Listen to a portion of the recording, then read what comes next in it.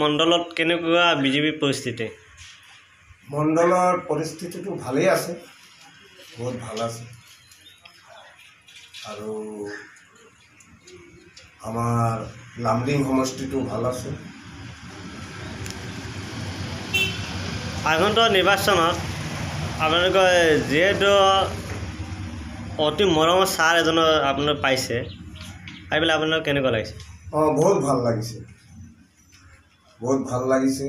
আৰু আমাৰ য'তে য'তে আমাৰ পাহাৰীয়া অঞ্চলত যেতিয়া ভোটত গৈছে, মানুহবিলাকে আনন্দ পাইছে তেওঁক দেখি পেলাই।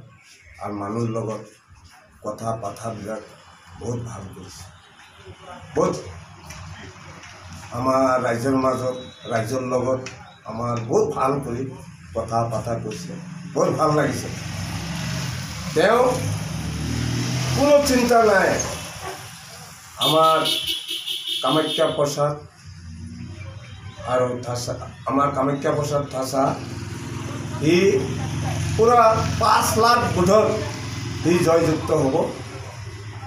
কোনো ৰাখিব নোৱাৰিব তেওঁ। 5 লাখ ভোটত সি জয় হ'ব, 5 লাখ ভোটত। এইটো মই একদম গেৰাণ্টি দিছোঁ। কোনো কৈ